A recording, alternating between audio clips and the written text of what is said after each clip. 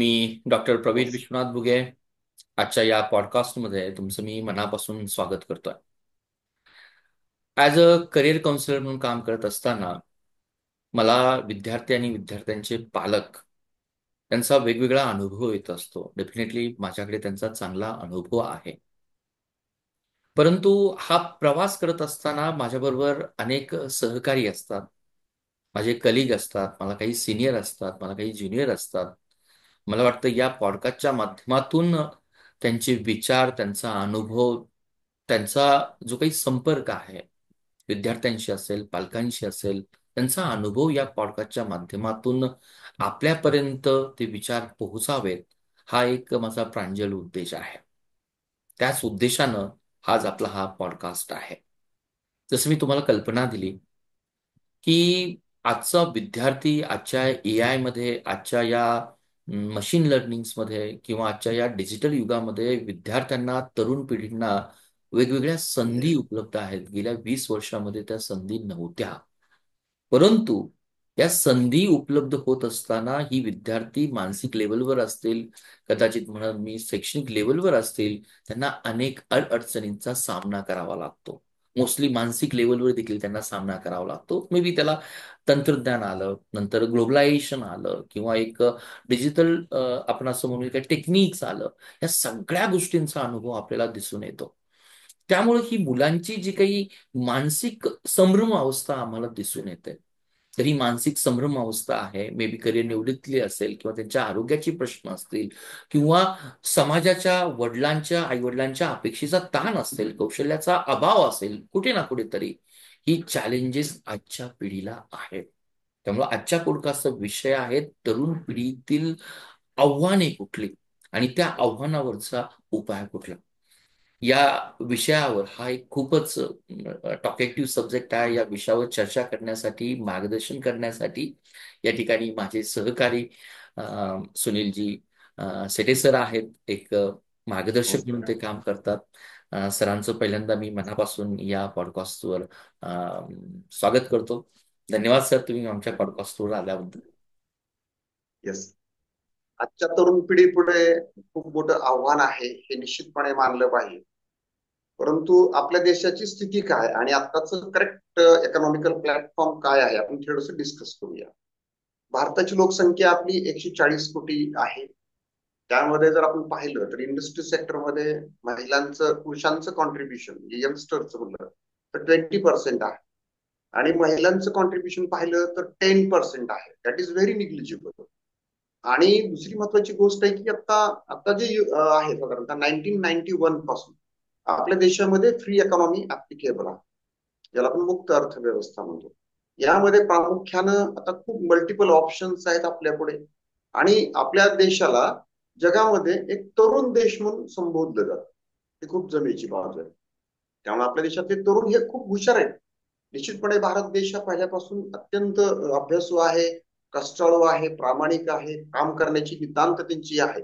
फक्त तरुण पिढीला एक उत्कृष्ट मार्गदर्शनाची नितांत गरज आहे. गेल्या आम्ही 25-30 वर्षापासून वेगवेगळ्या उद्योजकांना आम्ही मार्गदर्शन करतो. त्यामध्ये प्रामुख्याने आम्हाला जे जाणवलं की ह्यामध्ये आपल्याला हे खरंच गरजेचं आहे की तरुण पिढीला एक योग्य मार्गदर्शनाची नितांत गरज आहे.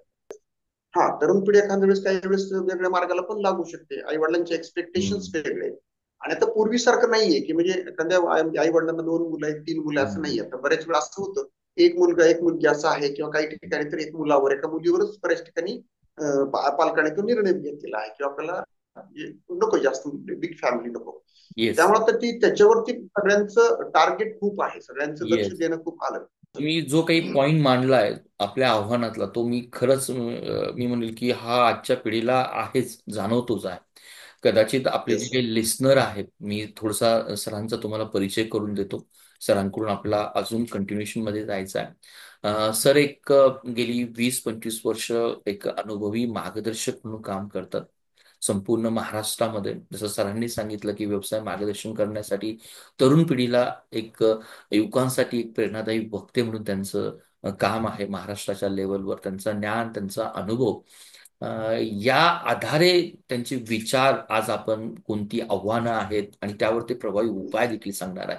त्यामुळे आजच्या पॉडकास्टमध्ये आपण काय जाणून घेणार आहोत तर करिअर निवडीतील मानसिक लेवलवर मुलांचा जो काही गोंधळ असतो त्याची योग्य तशा सर आपल्याशी चर्चा करतील. संधी कशा आहेत, नंतर डिस्ट्रॅक्शन तंत्रज्ञानामुळे कसं होतं, किंवा भविष्यामध्ये तुमच्याकडे कुठली आवश्यक कौशल्ये पाहिजेत. आणि त्याचबरोबर या पॉडकास्टमध्ये आपण जाणण्याचा प्रयत्न करणार आहोत की एक पालक, शिक्षक आणि समाजाची भूमिका कुठली आहे. मला वाटतं आपण सर्वजण या पॉडकास्टसाठी खूप मनापासून वाट पाहतात. आपण सरांकडे जाऊया आणि आजच्या पॉडकास्टची सुरुवात करूया. सर, जसं तुम्ही आम्हाला इंट्रोडक्शन करून दिलं आणि गेली 20-25 वर्ष तुमचा महाराष्ट्रातील अगदी वेगवेगळ्या क्षेत्राची असेल, इंजिनिअरिंग असेल, फार्मसी असेल, मेडिकल्स असेल, ग्रामीण भाग असेल, शहरी भाग असेल, उद्योजक असेल, यांच्याशी तुम्ही जो काही संवाद साधताय, माझा तुम्हाला सरळ असा प्रश्न आहे या पॉडकास्टच्या माध्यमातून, तुमच्या मते आजच्या तरुण पिढीसमोर काय काय आव्हानं आहेत, हे तुम्हाला कुठली आव्हानं मेजरली तुम्हाला वाटतात सर? बेसिकली तरुण पिढीला एकतर प्रॉपरली गायडन्सची नितांत गरज आहे. आता आपण म्हणतो माहितीचं युग आहे, इन्फॉर्मेशनचं युग आहे म्हणतो, परंतु ते डेटा आहे, तर डेटाचं ऍक्च्युअल नॉलेजमध्ये कन्व्हर्जन करणं हा एक फार महत्वाचा बिग टास्क आहे आता पुढे. किंवा माझं ज्ञान आहे ते मी कुठे कसं अप्लिकेबल करू. फॉर एक्झाम्पल आता आपण जर पाहिलं डेव्हलप्ड कंट्री, विकसित देश जे आहेत, आणि विकसनशील देश, आपण विकसनशील देशाच्या कॅटेगरीमध्ये येतो. आणि जे अविकसित देश आहेत, ज्याला आपण अनडेव्हलप्ड कंट्री म्हणतो, त्यामध्ये प्रामुख्याने श्रीलंका असेल, पाकिस्तान असेल, बांगलादेश असेल, असे काही छोटे राष्ट्र आहेत.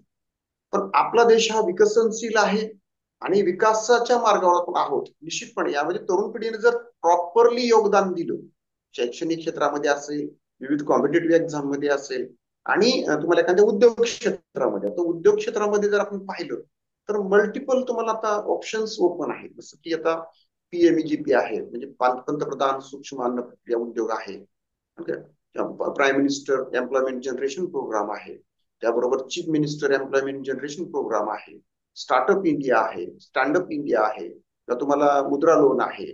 त्याचबरोबर महिलांसाठी एक वेगळं साधारणतः प्लॅटफॉर्म आहे की ज्याला आपण मॅग्नेटिक इंडिया म्हणतो. याच्या माध्यमातून सुद्धा गव्हर्नमेंट ऑफ इंडिया आणि गव्हर्नमेंट ऑफ महाराष्ट्र यांची प्रामुख्याने हीच भूमिका आहे की तरुण पिढीने उद्योग क्षेत्रामध्ये यावं.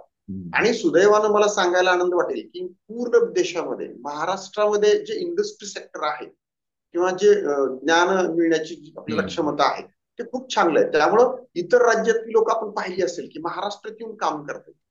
दे आर डुईंग द वेल. म्हणजे त्यांच्या पुढे संकट आहेत, आव्हान आहेत. आणि मी नेहमी सांगत असतो की मॅनेजमेंटची डेफिनेशनच ही आहे सर, की basically calamity is converted into opportunity. म्हणजे संकटांचं संधीत रूपांतर. संकट आलंय म्हणून हातबल होऊन बसणं नाही. तुम्हाला एक छोटच उदाहरण सांगतो. सुंदर पिचाई ना त्यांच्या मित्रांनी त्यांना घरी जेवायला बोललो होतं, आणि त्यांच्या मिसेसला तिथं जाता आला, अगोदर जायला सांगितलं त्यांनी, सुंदर पिचाईनी. त्यांचे मिसेस ते कार करून गेले तिकडे. परंतु सुंदर पिचाईला जाण्यामध्ये त्यांना विलंब झाला. 8 वाजताचा कार, त्यांना लंच टाइम, डिनर टाइम होता, त्यांना पोहोचायला उशीर झाला. त्यावेळेस त्यांना हताश होऊन घरला यावं लागलं, जेवण मिळालं नाही, पत्नी खूप दुखावल्या गेल्या, घरी आल्या. आल्यानंतर त्यांनी खूप रागावले त्यांना, की म्हणजे काही पद्धत नाही तुमची, बरोबर. त्यांच्या आयुष्यातलं एक संकट होतं. त्यावर त्यांनी मार्ग काय काढला, की अरे म्हणले माझ्यासारखे क्वालिफाईड लोकांना जर मला हा प्रश्न भेडसावतोय की मला जायचं कसं, पोचायचं कसं, तर त्याच्यावर आपण काय केलं, त्यांनी 25-30 लोकांची टीम बसवून जीपीएस नावाचे ऍप्शन ऍप डेव्हलप केलं, ज्याच्या माध्यमातून आज पहा आपण जगात पूर्ण आता ज्याचा वापर होतोय, ज्याच्यामुळे कुठल्याही रात्री बेरात्री सुद्धा आता आम्हाला गरज पडत नाही, अशा प्रकारचं केलं. त्याचबरोबर त्यांनी काय केलं की त्यांच्या गावी गेल्यानंतर त्यांचे वडील होते आणि वडिलांना आजारी होते, सिरियस होते, आणि वडिलांच्या डोक्यावरती नेमकं बेडरूमच्या वरती त्यांच्या आईसाहेबाचा फोटो त्यांनी असे पेन्सिलने त्यांनी ड्रॉ केला होता, आणि त्याच्यावर कलर पेन्सिलने त्याला तो कलरला फोटो दिला होता. त्यांना ते वाईट वाटलं की आपण एवढे श्रीमंत आहोत, गर्भ श्रीमंत आहोत, आपण एवढं सगळं आहे, मग आपल्या आईंचं आजींचा फोटो आपण असं का करू नाही शकलो. म्हणून त्यांनी फोटोशॉप नावाचं त्यांनी गुगल प्ले स्टोअर मध्ये गेले आणि ते एक नवीन ऍप डेव्हलप केलं. पहा, म्हणजे ज्या ज्या वेळेस त्यांना संकट आली, त्यांनी प्रत्येकाच्या आयुष्यामध्ये हाच मेसेज आहे. म्हणजे हे कधी शक्य आहे, तर आपलं ज्ञान वृद्धी करणं हे फार महत्वाचा विषय आहे. आणि आजच्या तरुण पिढीला माझं कळकळीची विनंती असेल की तुम्ही वाचनामध्ये थोडासा वेळ द्या, कारण आता वाचनाची सवय खूप कमी झालेली आहे, हे प्रामुख्याने आढळते. वाचन वाढवलं तर तुमचं थिंकिंग लेवल वाढते, तुमचा डेटा वाढतो. आणि मी तर नेहमी सांगत असतो की आपल्याला सुदैवानं परमेश्वरानं जो आपल्याला मेंदू दिलाय ते सगळ्यांसाठी सारखाच आहे. हम्म. त्याच्यामध्ये आम्ही किती थिंक लेवल वाढवतोय, कशा प्रकारचे आम्ही नवीन कृती आयडियाज डेव्हलप करतोय. कारण आता सध्याचं युग जे आहे हम्म. मिक्स इकॉनॉमी, फ्री इकॉनॉमीमध्ये प्रामुख्यानं तुम्हाला किती चांगल्या प्रकारे कल्पना राबवता येईल. हम्म. साधारणतः आपल्या भारतातलं एक उदाहरण जर पाहिलं आपण, रितेश अगरवाल हा तरुण मुलगा ज्याला कॉम्प्युटर मधलं फारसं ज्ञान अवगत नाहीये, तरी देखील याने काय केलं की त्याला एक हॉबी होता ट्रॅव्हलिंगचा. त्या हॉबीचं त्यांनी ग्राहकाला हॉटेल इंडस्ट्री आणि लॉजिंग इंडस्ट्री ह्याला एक प्लॅटफॉर्म निर्माण केला, क्रिएट केला. Not a single pie he have been invested in the business, still he is a millionaire नाव.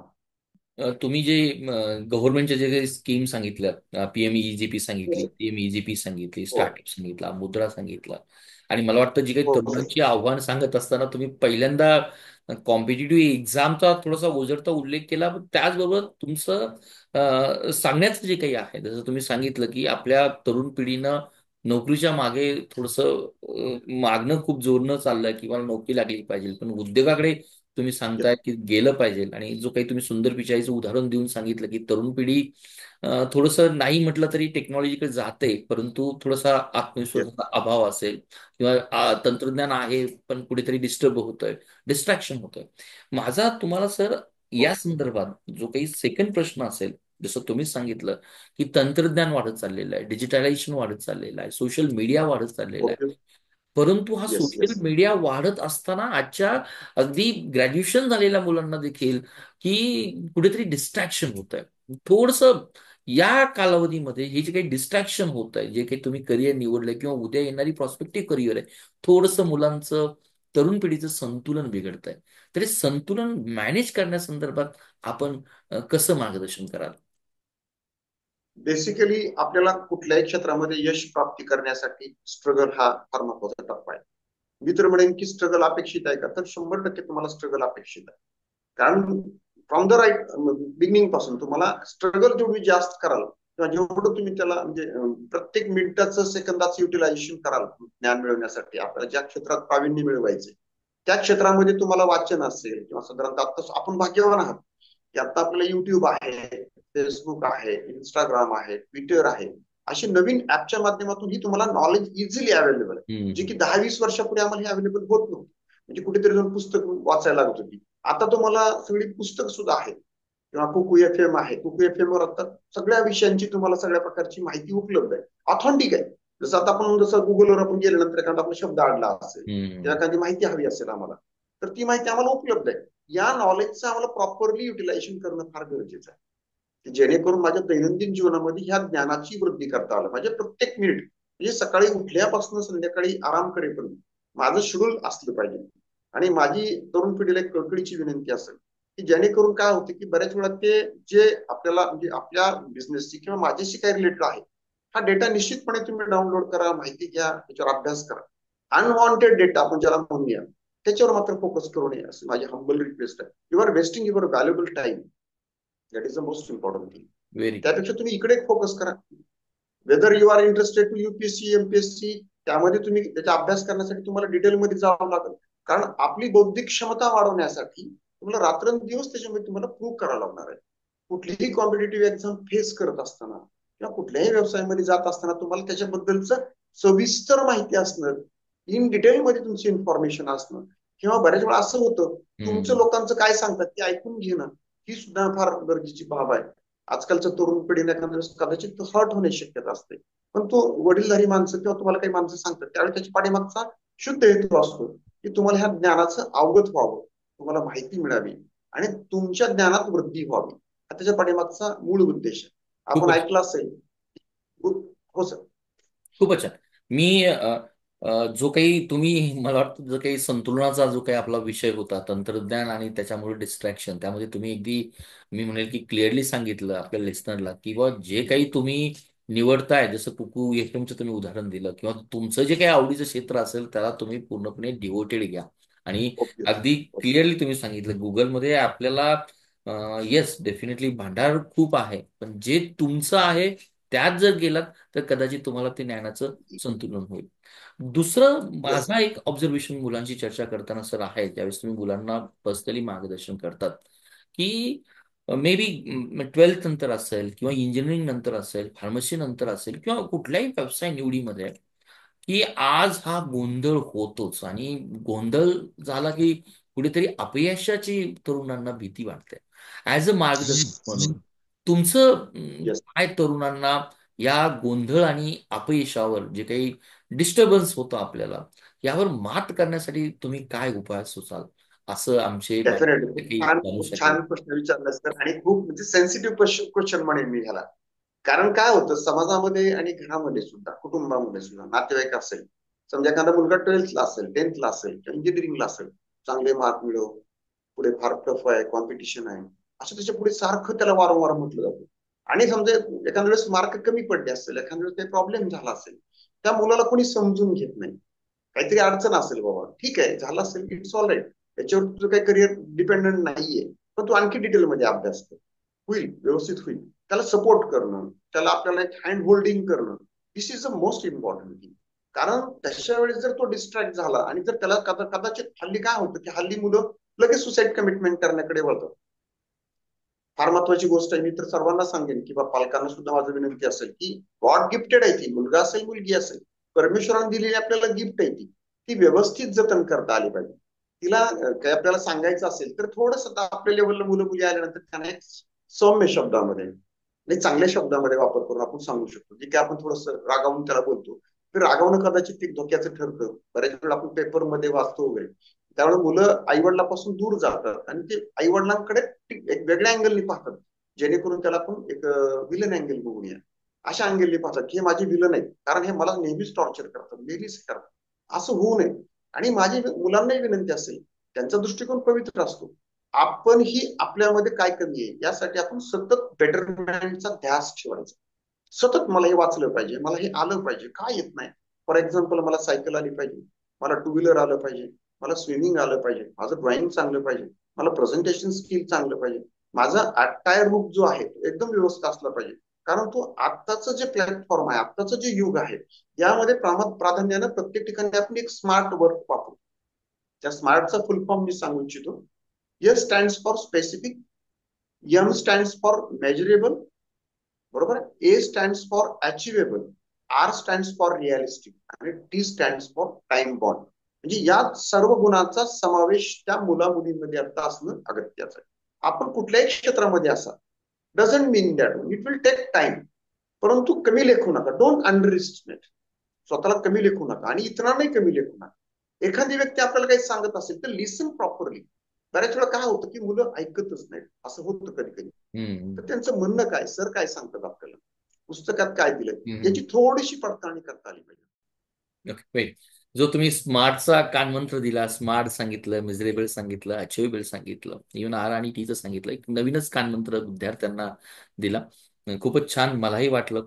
अजून मोस्टली आपण आज पाहतो की या वाढत्या समस्येमध्ये मुलांच्या संदर्भातील काही काही मुलं हो, लिटरली खूपच टॅलेंटेड असतात, हुशार असतात, आणि आजच्या एक विशिष्ट वयानंतर एक आपल्याला मुलांच्या मध्ये थोडंसं मानसिक आरोग्य एक समस्या दिसतं. मे बी एक आपण म्हणूया की जी काही गोष्ट करायची ठरवली त्यापासून थोडंसं डिस्ट्रॅक्ट होणं, कुठेतरी मला आजच्या समाजामध्ये, आजच्या मुलांच्या मध्ये, युवकांमध्ये कुठेतरी तणाव, एक बरोबर. चिंता आणि करिअर बाबत असुरक्षितता वाटते.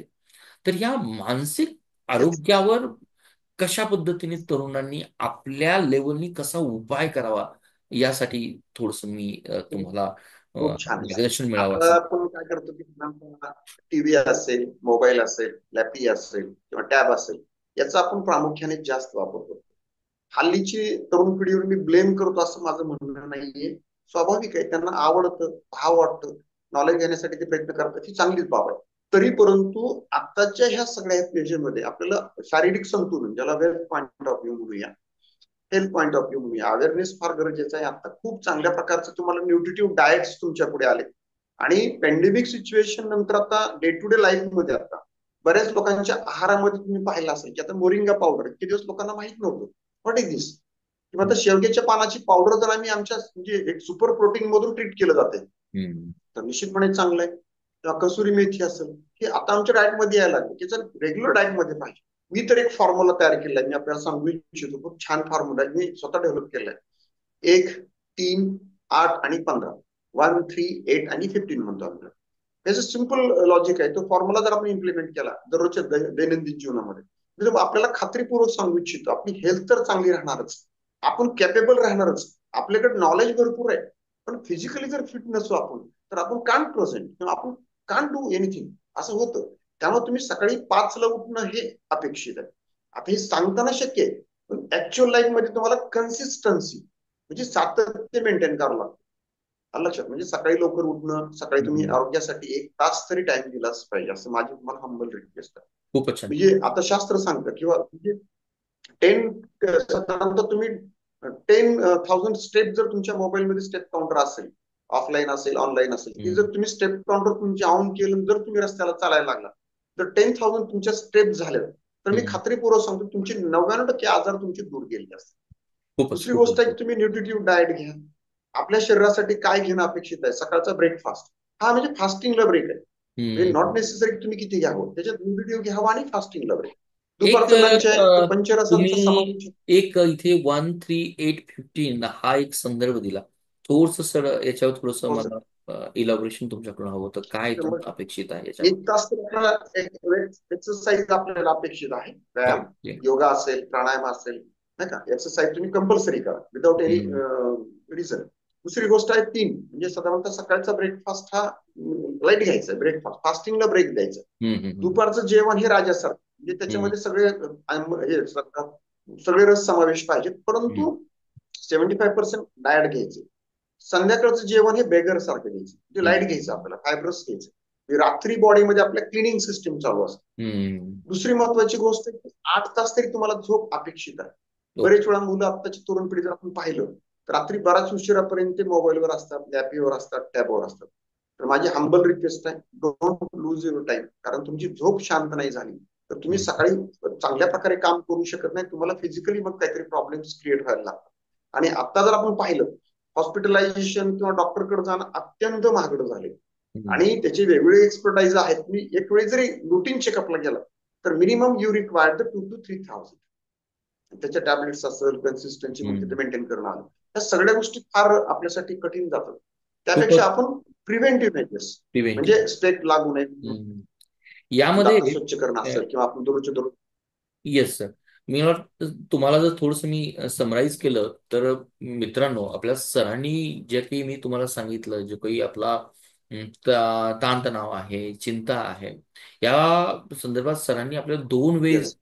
खूप छान पद्धतीने सांगितले की तुम्हाला तुमचा डाएट हा न्यूट्रिटिव्ह ठेवणं गरजेचं आहे. आणि दुसरं सगळ्यात महत्वाचं सरांनी मी समराईज करताना तो 10,000 स्टेपचा ऍप सांगितला. भरपूर मार्केटमध्ये ऍप आहेत, आम्ही काही कुठले रिकमेंडेड करणार नाही.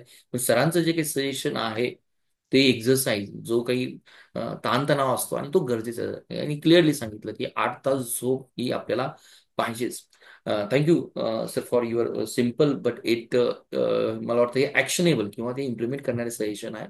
अजून ही जी काही तरुण पिढी आहे सर, की it is little bit very confusing की बॉ सर, टेक्नॉलॉजी तर येतेच, पण माझा असा प्रश्न आहे की या तरुण पिढीनं या आजच्या युगामध्ये असे कुठले स्किल शिकले पाहिजेत की जे स्किल मला इरिस्पेक्टिव्ह ऑफ फील्ड, म्हणजे असं नकोय की माझं हे फील्ड शिकलं की मला एका पर्टिक्युलर फील्डसाठी मला उपयोग होईल.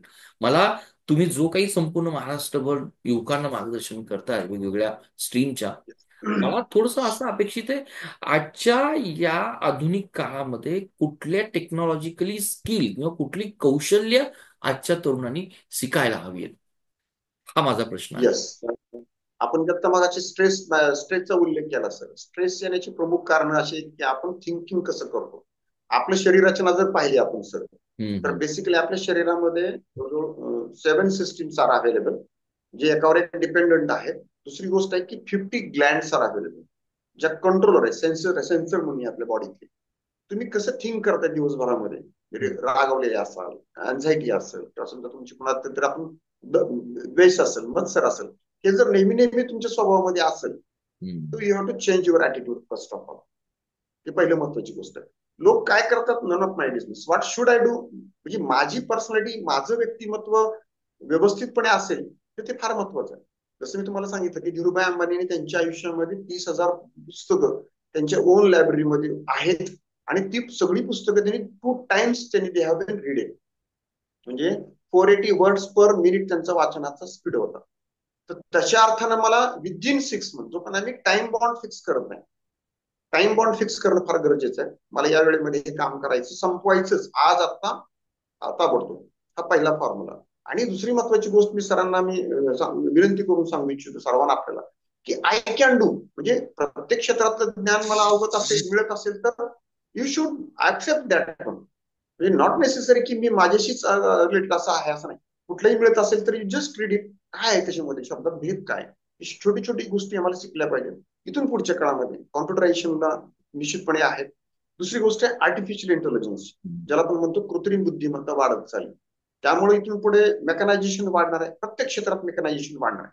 म्हणजे घरात सुद्धा आपण पाहिलं असेल की आता कामवाली बाई मिळत नाही. तुम्हाला आता डिश वॉशर आलाय, वॉशिंग मशीन आली, फ्लोअर क्लीनर आलाय, कार वॉशर्स आले, म्हणजे इझिली अवेलेबल. आता प्रत्येकाला आपल्या घरात सगळ्या गोष्टी उपलब्ध आहेत. त्या दृष्टिकोनातून आपण आता स्वतःला आपल्यामध्ये अपग्रेड करणं आणि हम्म. सतत तुमच्या ज्ञानामध्ये वृद्धी करणं. मी तुम्हाला हंबल रिक्वेस्ट करून सांगतो, पूर्वीचं 5 वर्षापूर्वी घेतलेलं ज्ञान आता चालणार नाही, हे निश्चितपणे. जसजसं तुमचा काळ पुढे जाईल तसं तुम्ही काळानुरूप तुमच्या मध्ये परिवर्तन करणं हे अत्यंत गरजेचं आहे. की मला जमणार नाही, मला येणार नाही असं म्हणू नका. शिकेल. Practice man makes perfect. म्हणजे प्रॅक्टिस केल्यानंतर आपण कुठलीही गोष्ट अवगत करू शकतो. काहीच अवघड नसतं. मी टेक्निकल एक्सपर्ट आहे, मला अकाउंट्स मिळणार नाही, अकाउंट्स विचारून घ्या, ते एक्सपर्ट आहेत ना, त्या विचारून आपण माहिती घेऊ शकतो. आणि निश्चितपणे स्ट्रेस हे 2 प्रकारचे असतात. फक्त 2च मिनिटात मी तुम्हाला विनंती करून सांगतो. 2 प्रकारचे स्ट्रेस आहेत. एक आहे पॉझिटिव्ह स्ट्रेस, त्याला आपण न्यू स्ट्रेस म्हणतो. त्याच्यामुळे आमच्या आरोग्यावर काहीच वाईट परिणाम होत नाही. पण जो डिस्ट्रेस आहे त्याच्यामध्ये छोट्या छोट्या कारणांवर तुमच्या आरोग्यावर निश्चितपणे परिणाम होतो. आणि त्या ग्लँड तुमच्या सिक्रेट होतात. त्याच्यामुळे तुमच्या बॉडीमध्ये ते सिक्रेशन जर नेहमी वाढलं तर तुम्हाला बीपी सारखा, low BP, high BP, brain haemorrhage, किंवा तुम्हाला सोरायसिस सारखा दुर्धर आजार असेल, किंवा तुम्हाला साधारणतः म्हणजे असे बाकीचे बरेच आजार आहेत की त्याला तुमच्या थिंकिंगवर, तुमच्या वैचारिकतेवर अवलंबून असते.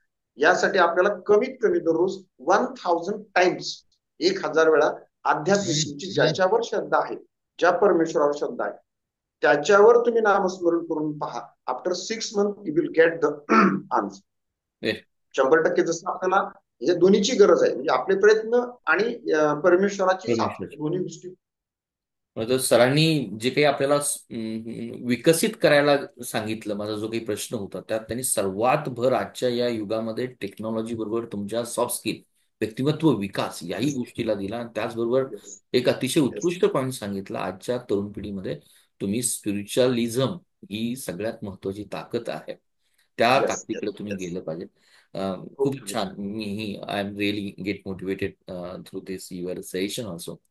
एक आपल्या या पॉडकास्टच्या माध्यमातून सर, या ठिकाणी काही पालक आहेत, काही ठिकाणी शिक्षक आहेत.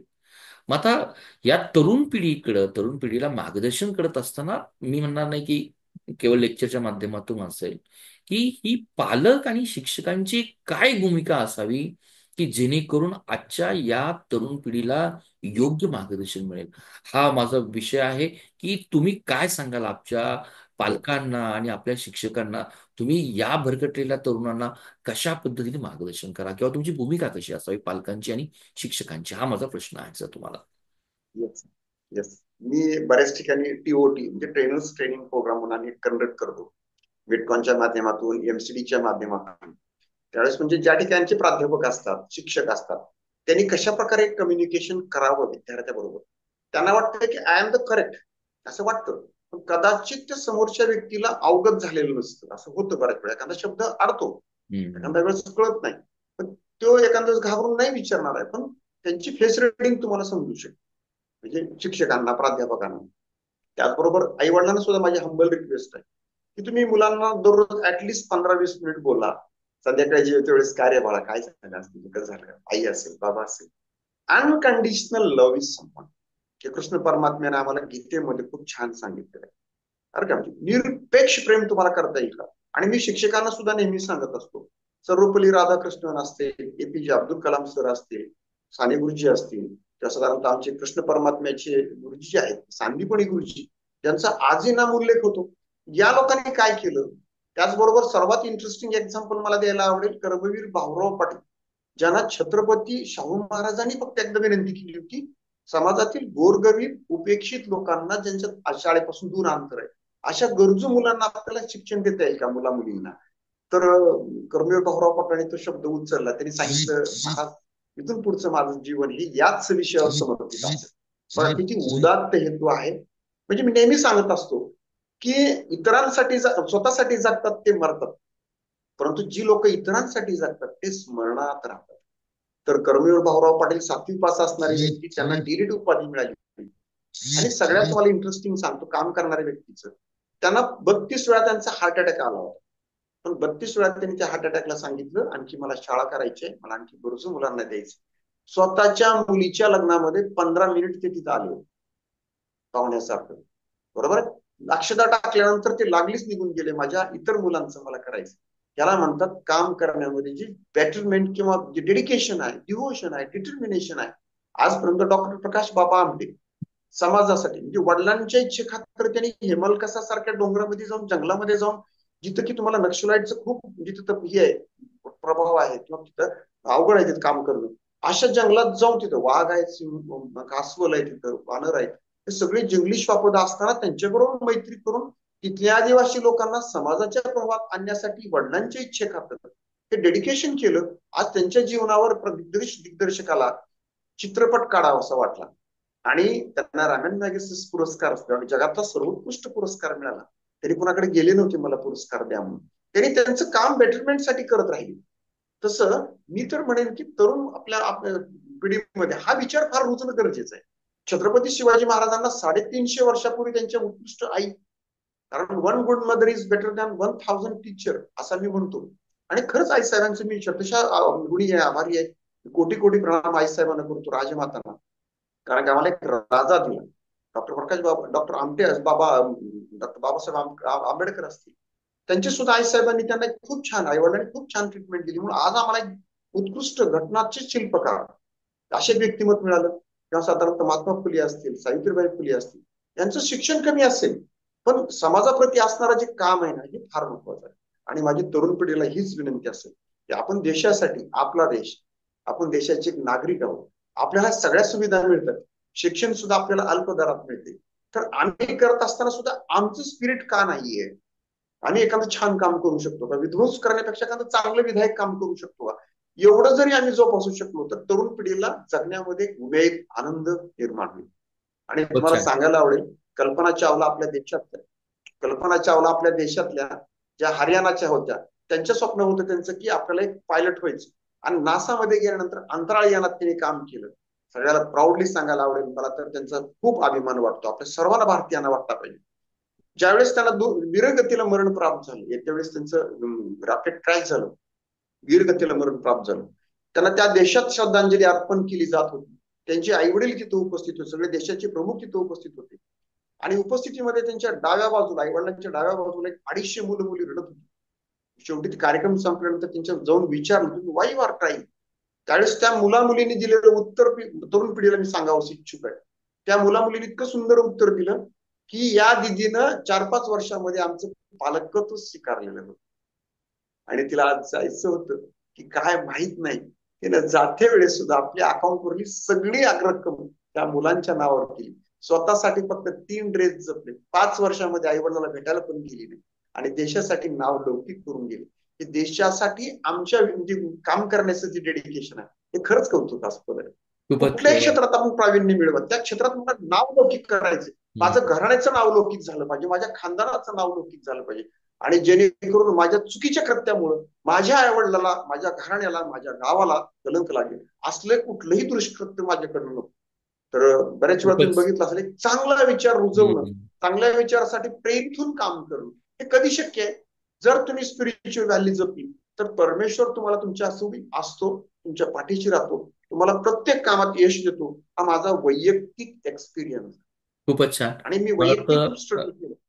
अगदी तुम्ही जे काही कर्मवीर भाऊराव पाटील असेल, छत्रपती शाहू महाराज असेल, यांचं जे काही उदाहरण देऊन आज शिक्षकाची भूमिका तुम्ही सांगितली, आज पालकांची येस तुम्ही भूमिका सांगितली, किंवा कल्पना चावलाचं उदाहरण देऊन तुम्ही पालक कसा अपेक्षित असावा हे तुम्ही त्यांना सांगितलं, की एक आदर्श देणं जसं कर्मवीर भाऊराव पाटलांचं उदाहरण दिलं, माता जिजामाता माताजी उदाहरण दिलं की वन मदर इज म्हटलात की is good than the better than 1000 1000 teacher. Teachers.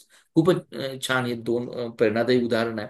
आणि मला वाटतं की सरांनी एक पालक आणि शिक्षक म्हणून एक योग्य आपण स्वतःची प्रतिमा तयार करणं हे सर्वात महत्वाचं आहे. हा या ठिकाणी मुद्दा सांगितला सर. आपणही पुढच्या येस. प्रश्नाकडे जाऊया. ही जीवनामधील जी काही तुम्ही मला आपल्या अं, जे काही उपस्थित आहात त्यांना वेगवेगळ्या महापुरुषांची उदाहरणं दिली. छत्रपती शिवाजी महाराजांचं उदाहरण दिलं, कर्नल भाऊरावांचं उदाहरण दिलं, नंतर तुम्ही सुंदर पिचाईंचं उदाहरण दिलं. ही जी काही यशस्वी लोक ज्या ज्या फील्डमध्ये आहेत, त्या काय काय या यशस्वी लोकांच्या काय सवयी आहेत, काय काय हॅबिट्स आहेत, त्या आपल्या तरुण पिढीने घ्यायला हव्यात, हे मी तुमच्याकडून जाणून डेफिनेटली, इच्छितो. डेफिनेटली. या सगळ्या लोकांचं आपण म्हणजे या सगळ्या यशस्वी ज्याला आपण आयडॉल म्हणूया, बरोबर आहे? आपण त्याला अॅल्युमिनी म्हटलं तर हरकत नाही. इतकी सुंदर आहेत की त्यांच्याबद्दल आपल्याला खरंच कौतुक वाटतं. जसं आता विश्वास नांगरे पाटील आजच्या पिढीतले असतील किंवा नितीन मांडके असतील, असे कितीतरी महान व्यक्ती आपल्या महाराष्ट्रामध्ये आहेत. बाहेर तर आहेतच देशामध्ये, पण यांच्या जीवनामध्ये त्यांनी स्वतःसाठी जे झोकून देणं म्हणतो ना आपण ज्याला, पूर्णत्वानं मला स्वत्व म्हणजे माझ्याला तो मॅडनेस आला. सतत तुम्हाला तो ध्यास असते, उठता बसता आणि करता. तुम्हाला एक छोटासा प्रसंग सांगतो. एकतर तुम्हाला व्यसनाच्या अधीन जाऊन चालणार नाही, कुठल्याही वाईट गोष्टीच्या अधीन जाऊन चालणार नाही. तुमचं आध्यात्मिक वाचन पाहिजे, सातत्य पाहिजे, आणि डिस्करेज न होता नॉन स्टॉप. हो ठीक आहे, इट्स ऑल राईट, ही एक वन ऑफ द स्टेप असं म्हणून तुम्ही सातत्यानं तुम्हाला प्रयत्न करता आला पाहिजे. कारण हे फार गरजेचं आहे की आज समजा कृष्ण परमात्म्याच्या आयुष्यामध्ये पहा, तुम्ही जर जन्माला येण्या अगोदर पासून त्याच्यात किती संकट आहेत. जन्माला कुठे? जेलमध्ये. आई वडिलांची काहीही चूक नसताना जन्म झाला त्यांचा जेलमध्ये रात्री 12 वाजता. आता एवढ्या सात दारातून त्या जेलमधून बाहेर काढणं, यशोदा मैयाकडे सुपूर्द करणं, नंदबाबाकडे, हे खरंच खरं दिव्य काम होतं. त्याच्यातून तिथून ते पुढे गेल्यानंतर त्याला मारण्यासाठी कंस मामा स्वतःच मामा प्रयत्न करत होता. या सगळ्या दिव्यातून सुद्धा परमेश्वरी शक्ती, जसं त्याने आपल्या पुढे आपल्याला मार्ग दाखवला म्हणायला हरकत नाही तर म्हणून. आज मी पहा, शांतीदूत म्हणून काम करणं, किंवा त्याचबरोबर शांतीदूत म्हणजे तुम्ही पोस्टमॅनचं काम आहे ते ऍक्च्युली, किंवा अर्जुनासारख्या शिष्यासाठी आपले काम म्हणजे याच्यासाठी तो आज रथाचं सामर्थ्य करणं, म्हणजे दुसऱ्याच्या गाडीवर वन टाइप ऑफ ड्रायव्हर म्हणून काम करतो. जगाचा नियंता आहे तो. तरी देखील त्यांनी कुठल्याही प्रकारचा अहम न जपता, गंडभाव न जपता, मला इतरांसाठी काही करता येईल का, बरोबर आहे, तो शांती म्हणजे युद्ध होऊ नये म्हणून भूमिका होती. आणि समंजसपणा किती आहे पहा, त्याही बाजूनं आणि ह्याही बाजूनं. स्वतःचं सैन्य त्याच्या पुढ्यात आहे. आणि गमती सभा, शेवटची तुम्हाला एक घटना सांगतो, खूप म्हणजे महत्वाचं आहे की कृष्ण परमात्म्याने ज्यावेळेस युद्ध संपलं त्यावेळेस अर्जुनाला सांगितलं तू खाली उतर अगोदर आणि मी नंतर उतरतो. अर्जुनाने सांगितलं मी रथाचं सारथ्य म्हणजे रथावर आहे ना, मग तू अगोदर उतरलं पाहिजे. त्यावेळेस धर्मराजाने सांगितलं, अर्जुन म्हणजे कृष्ण सांगतात की तू नीट लक्ष देऊन ऐक म्हणले, उतर म्हणले खाली रथावरून. जसं कृष्ण परमात्मे अर्जुन खाली उतरले आणि त्याचबरोबर पाठोपाठ लगेच कृष्ण परमात्म्याने उडी मारली आणि 2 मिनिटांमध्ये तो रथ जळून भस्मसात झाला. नंतर लक्षात आलं की मला वाचवण्यासाठी कृष्ण परमात्म्याने किती काळजी घेतली. तसं माझ्या आयुष्यात सुद्धा माझ्यासोबत असणाऱ्या व्यक्ती, प्रिय असतील, घरातील असेल, कुणाचे असेल, त्यांच्याबद्दलची जी तुमची जी एक अटॅचमेंट म्हणूया आपण, नाही का, जे करायचं प्रामाणिकपणे करायचं, ज्याच्यामध्ये कुठल्याही प्रकारचं नाटकी नौटंकीपणा असू नये असं मला वाटतं. घरात सुद्धा आपण एकमेकाशी नाते जपताना, मैत्रीशी सुद्धा नाते जपताना ट्रान्सपरन्सी, पारदर्शकता असणं फार गरजेचं आहे. कारण हे प्रभू रामचंद्राच्या आयुष्यात तुम्ही बघा, त्यांच्या आयुष्यात एवढी संकट आली, प्रत्येकाच्या आयुष्यात संकट येत असतात, संकट असं नाहीच नाही. त्या संकटाच्या वेळेस तुम्ही संघर्ष करा, बरोबर आहे, आणि संयम ठेवा. ह्या दोन गोष्टी फार महत्वपूर्ण आहेत. या सगळ्या यशस्वी पुरुषांना संघर्ष करावाच लागलाय, त्यांना संयम ठेवावाच लागलाय. त्यांना राग आला नसेल का? आलेला असेल, बरोबर आहे. 150 वर्ष ज्या ब्रिटिशांनी आमच्यावर राज्य केलं, 40 कोटी लोकांवर राज्य केलं. आपल्याकडे त्यावेळेस फार सुशिक्षित नव्हतं, एवढा मीडिया समृद्ध नव्हता, तरी देखील महात्मा गांधी किंवा त्यावेळेसच्या सगळ्या नेते मंडळींनी जे आपल्या देशाला स्वातंत्र्य मिळण्यासाठी जे चळवळ चालू केली होती, जी मुवमेंट चालू केली होती, त्या मुवमेंट मध्ये जे काम केलं गेलं, खरंच मला कौतुकास्पद वाटतं. महात्मा गांधींनी आपल्या अंगावरले कपडे त्यागले. एवढे हायली क्वालिफाईड व्यक्तिमत्व आपल्या भारतामध्ये 3-4 प्रकारचे व्यक्तिमत्व आहेत. महात्मा गांधी असतील, डॉक्टर बाबासाहेब आंबेडकर असतील, लोकमान्य टिळक असतील, किंवा इतर काही मान्यवर. या लोकांचं तुम्हाला एक खासियत सांगतो, त्यांच्या लायब्ररीमध्ये, त्यांच्या ओन लायब्ररीमध्ये कोणतं पुस्तक कुठे आहे, कोणत्या पुस्तकात पॅराग्राफ कुठे आहे, इत्यंभूत माहिती त्यांना होती. एवढं असून देखील देशाप्रती त्यांना किती नितांत प्रेम होतं. आजही प्राऊडली आपल्याला सगळ्याला सांगायला आवडेल, आजही त्याच नावाने त्यांना ओळखलं जातं, विवेकानंद स्वामी. तरुण व्यक्ती लोकांचं व्यक्तिमत्व बघा, त्यांची पर्सनॅलिटी उभं राहताना सुद्धा किती आयटीत उभं आहे. पूर्ण देशासाठी सुद्धा आमच्यासाठी सुद्धा एक चांगला आयडॉल आहे. नाही आपल्या देशामध्ये असे आयडॉल्स निवडा की जेणेकरून त्यांनी खूप छान काम करून घेतले. आज महिलांमध्ये पाहिलं, महिलांमध्ये सुद्धा आज दत्ता दिदीचा उल्लेख केला तर आज जगातली गान कोकिळा तिच्यासारखं सुंदर गाणं कुणाला जगात आलं नाही. बरोबर. समजा अभ्यंकर भीमसेन जोशी असतील, त्यांनी साधारणतः सुधीर फडके असतील, ह्या लोकांनी जे काम केले अलौकिक आहे. म्हणजे ते पूर्णत्वानं झुकून देऊन टाकलं, त्याला मॅडनेस म्हणून. हा मॅडनेस आमच्यामध्ये आला पाहिजे. त्यावेळेस तुम्हाला इतर जण काय करतात त्याची काही कर्तव्य नसतं, पण मी काय करावं, मी कोणासाठी करावं, देशासाठी, माझ्या कुटुंबासाठी, माझ्या गावासाठी, जे आज उपेक्षित लोक आहेत, जे गरजू लोक आहेत, त्यांच्यासाठी मला काय करता येईल का, माझं काही योगदान राहील का, एक छोटस जरी करता आलं तरी खूप छान आहे. कौतुकास्पद आहे अक्षरशः. खरंच खूप महत्वाचं आहे. आणि खूपच छान. तरुण पिढीला मी करून सांगू इच्छितो, खरंच तुम्ही तरुण पिढीने हा विचार जपावा. मुली असतील, मुलं असतील, आम्ही देशासाठी काही करू शकतो का. मी देशाचा एक नागरिक, जबाबदार, कुटुंबात एक सुसंस्कृत एज्युकेशन घेतलेला व्यक्तिमत्व आहे. मी काही करू शकतो, एखाद्यावर होणारा अन्याय मी थांबवू शकतो का, एखाद्याला मला एज्युकेशनसाठी मदत करता येईल का, एखाद्याला वयस्क व्यक्तीला मला कुठं मदत करता येईल का, जे वृद्धाश्रम उघडत आहेत त्याच्यापेक्षा वृद्धाश्रम न उघडता त्यांना आपण काही मदत करता येईल का, एखाद्या शाळेत जाऊन तुम्ही उद्बोधन करा. आता मी बऱ्याच कॉलेजेसमध्ये, शाळांमध्ये मानधन घेत नाही काही काही वेळेस, त्यांना सांगतो मला इच्छा आहे, माझी मला द्यायचंय, मला हम्म. काही प्रत्येक ठिकाणी मानधनच अपेक्षित असं नाहीये. हे काम करताना जो आनंद मिळतो ना, तो आनंद पराकोटीचा आहे. त्याची तुलना तुम्ही कशातच करू शकत नाही. ते सॅटिस्फॅक्शन म्हणतो, म्हणजे तुम्हाला शांतपणे, हम्म. तुम्हाला निवांत झोप लागली पाहिजे. महात्मा खूपच छान. गांधीला फॅन देऊ केला होता, हम्म. टेलिफोन देऊ केला होता, तरी पण त्यांनी नकार दिला आणि देशासाठी किती डेडिकेटली काम केले. नॉन व्हायलन्स मेथडने ही मुवमेंट चालवणं हे अत्यंत कठीण काम आहे मित्रांनो. आणि ते चालवून देखील काम केलं आणि सतत प्रभू रामचंद्राचं नाव घेत होते. म्हणून आज प्रत्येक चलनावर, नोटावर आज त्यांचं चित्र पाहायला मिळतं. खूपच छान. आपल्यासाठी सुद्धा एक खूप मोठं आहे. खूपच जे काही तुम्ही महात्मा गांधी असतील, स्वामी विवेकानंदजी असतील किंवा डॉक्टर बाबासाहेब आंबेडकर असेल, यांची उदाहरणं देऊन जो काही तुम्ही तरुणांना कुठल्या सवयी लावायच्या, त्यातली पहिली सवय जसं तुम्ही सांगितलं की या व्यक्ती इतक्या महान होत्या की लायब्ररीमधलं कुठलं पुस्तक म्हणजे त्यांचं ते रिडिंगच्या प्रती असणारं, आपण म्हणूया की डिव्होशन्स. मला वाटतं सरांनी आपल्याला हीच गोष्ट सांगितली की तुमचं रिडिंग या तरुण पिढीकडे असलं पाहिजे, ती एक तुम्ही सवय लावून घ्या. खूपच छान हा एक मला वाटतं सल्ला दिला, कारण आजच्या सोशल मीडियामध्ये आपण रिडिंगकडे विसरत चाललोय. अजून सरांनी दुसरी जी काही सवय सांगितली ना, की कुठल्याही व्यसनाच्या आहारी जाऊ नका. पहिल्यांदाच सरांनी सांगितलं कुठली व्यसनं नको आहेत. ना सोशल डिजिटल मीडियाची व्यसनं हवीत किंवा जी काही आपण सबस्टन्स म्हटलं जातं ती म्हटलं जातं. तिसरं एक सांगितलं की जसं तरुण पिढी हा part and parcel of life आहे, मेंटली अनस्टेबल होणं, तर कुठल्याही परिस्थितीमध्ये तुम्ही डिस्करेज होऊ नका आणि ही एक तुम्ही सवय लावा. मला हमेशा मोटिवेट राहायचं, हा एक पॉईंट तुम्हाला सांगितला. आणि मला वाटतं कदाचित आणखीन एक पॉईंट तुमच्या लक्षात आला की नाही मला माहित नाही मित्रांनो, पण सरांनी एक रिलेशनशिप जपा. प्रभू रामचंद्राचं त्यांनी उदाहरण दिलं, अर्जुनाचं उदाहरण दिलं. या उदाहरणाच्या सहाय्यानं त्यांनी मला वाटतं अगदी सिंपल भाषेमध्ये आपल्या सवयी कुठल्या असाव्यात हे सांगण्याचा प्रयत्न केला. अजून एक सेकंड लास्ट क्वेश्चनकडे सर मी तुम्हाला घेऊन जातोय. आजच्या या तरुण पिढीमध्ये जसं तुम्ही सांगितलं की आता तुम्ही चर्चा केली की रिलेशनशिप, नाती जपा, तरी जर आयुष्यामध्ये आजच्या तरुण पिढींना जी काही चांगल्याची डेफिनेशन आहे, मे बी फायनान्शियल स्टेबल असेल, मेंटली स्टेबल असेल, ते चांगलं बनण्यासाठी, चांगलं होण्यासाठी जे काही नेटवर्किंग म्हटलं जातं आणि त्याचबरोबर जे काही मेंटरशिप आहे, हे किती महत्वाचं आहे की तरुणांनी आपली मेंटरशिप आणि नेटवर्किंग कशी असावी याविषयी थोडंसं मार्गदर्शन करावं, अशी एक माझी मनापासून इच्छा आहे सर. 100% छान आहे सर. प्रश्न खूप छान आहे, इंटरेस्टिंग आहे. आणि खरंच म्हणजे आजच्या पिढीसाठी तो गरजेचा आहे की आपण फिनान्शियली साऊंड असणं हे फार गरजेचं आहे.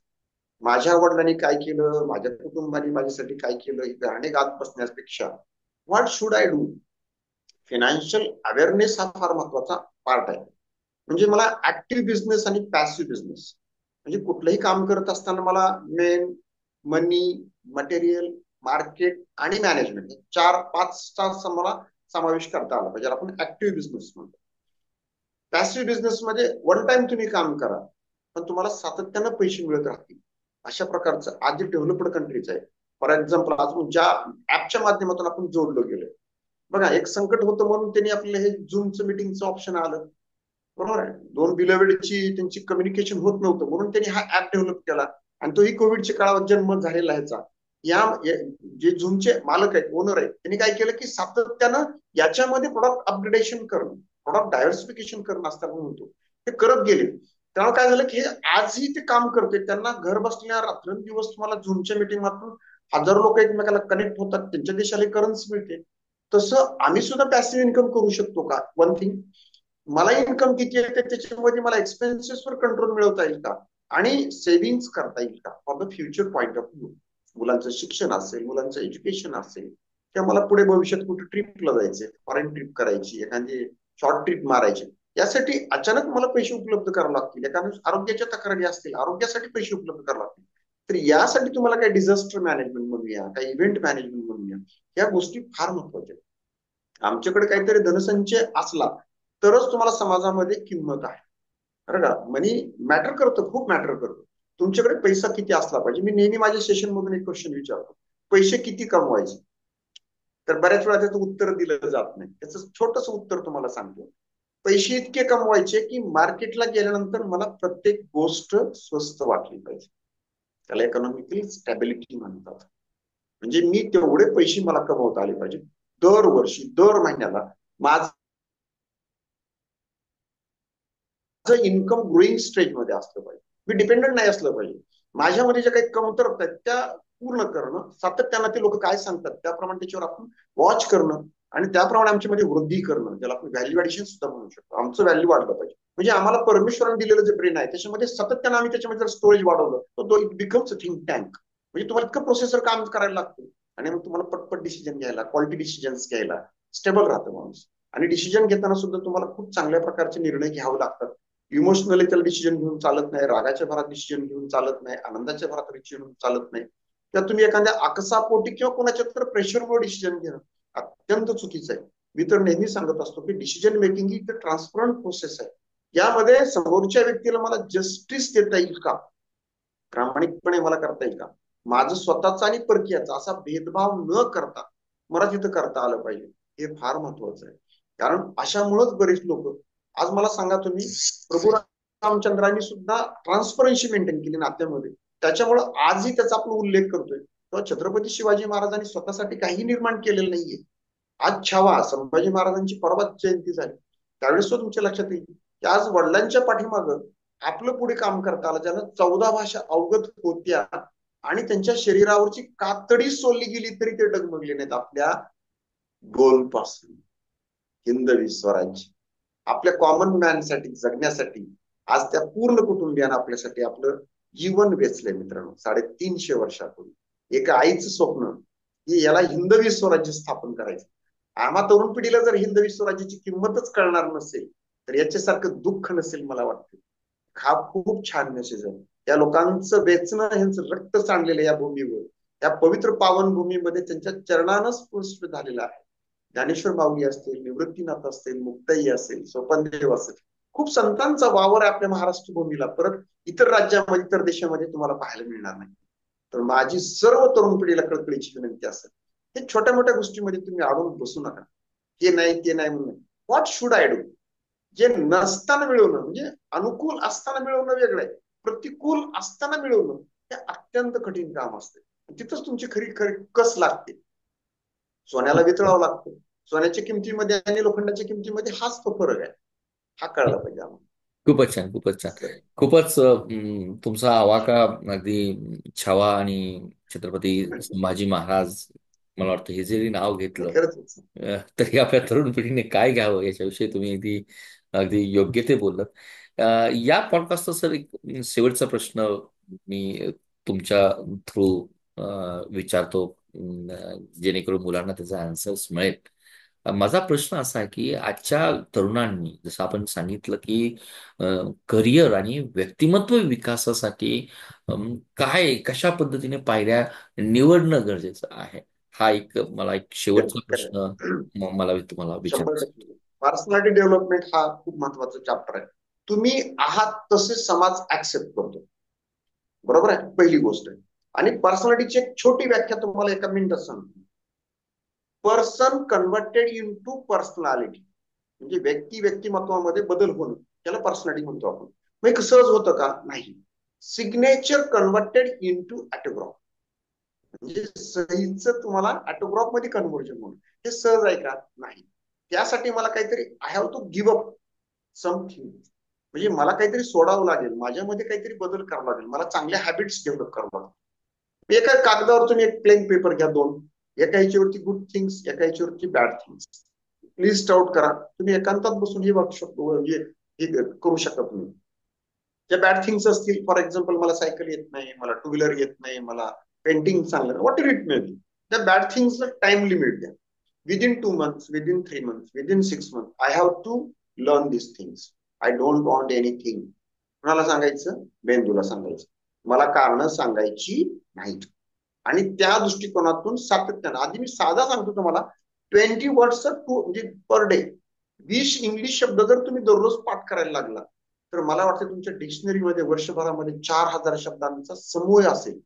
आणि तुम्हाला शब्दाशब्दामधला भेद कळायला लागेल. आणि फार गरजेचं आहे. जसं तुमची ही हॅबिट्स बदलते, वाढतं, तस तसं तुमचं म्हणजे तुमचा दृष्टिकोन बदलतो. आणि तुम्हाला सांगायची काहीच गरज पडत नाही.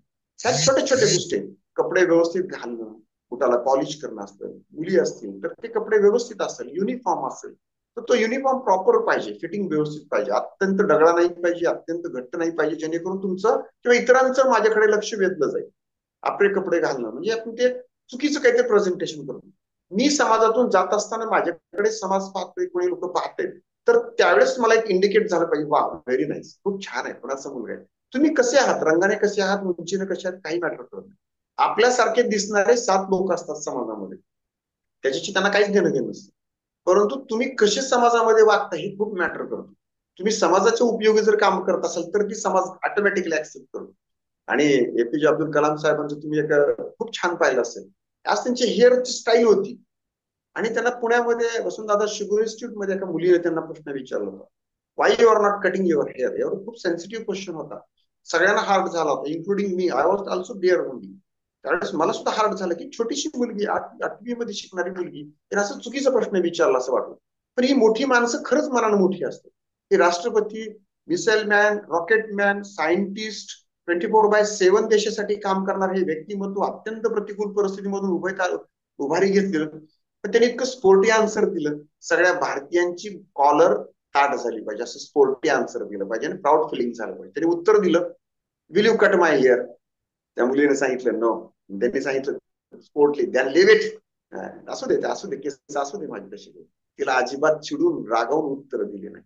म्हणजे त्यांचा इगो हॉल्ट झाला होता, इगो हर्ट झाला होता. Still they have been given the proper answer. म्हणजे हे एक मेसेज आहे आपल्यासाठी. तुमच्या प्रत्येक वेळी तुमच्या मनासारखं घडेल असं कधीच नाही. आपण कोण आहोत? एक सामान्य माणूस आहे. आपलीकडे आयडेंटिटी वाढेल जर तुम्ही तुमच्यात काहीतरी बेटरमेंट क्वालिटी आल्या, तर will become that type of. तर आजपासून तो ध्यास घ्या. माझ्याकडे ज्याची कमतरता आहे त्याची लिस्ट आउट करा, त्याच्या पुढे कालमर्यादा निश्चित करा आणि ते पूर्ण करण्यासाठी करा. One day will become. Bad जे असतील थिंग्स ते इट विल पूर्णपणे जाईल. आणि साऊंड माइंड आणि पुअर माइंड हे दोन कन्सेप्ट आहेत.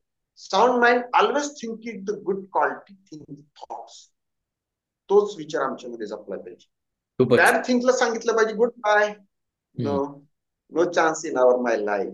बरोबर, I want to become a good personality, असा सतत ध्यास असला पाहिजे. खूपच छान. सतत ते तुम्हाला वेळ.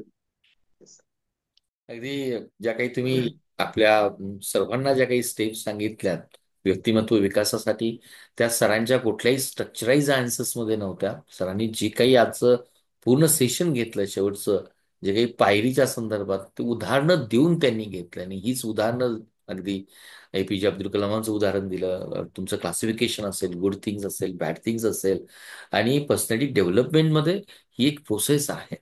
मला वाटतं हा जर आपण जर पाळलं तर मला वाटतं सरांचं जे काही अपेक्षा आहे आजच्या तरुण पिढीकडून, तसा आजचा आपल्या पॉडकास्टचा विषयच होता.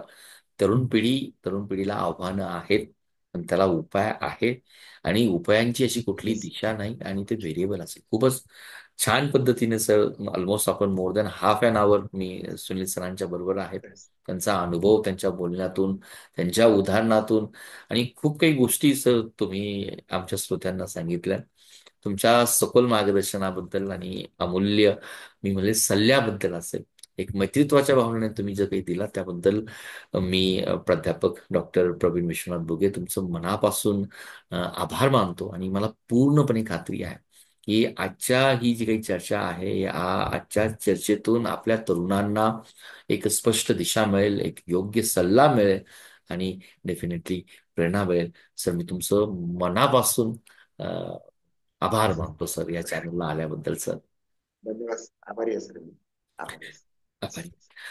तरुणांनो, तर या चर्चेतून तुम्हाला जो काही मुद्दा आवडला असेल तो मुद्दा जरूर आजच्या कॉमेंट सेक्शनमध्ये तो लिहा. कुठल्या मुद्द्यानं तुम्ही इन्स्पायर झाला असाल आणि तुमच्या करिअर विषयी, तुमच्या व्यक्तिमत्वाविषयी जे काही प्रश्न असतील ते प्रश्न कुठली आहेत, ती आव्हानं कुठली आहेत, ते आम्हाला जरूर कळवा.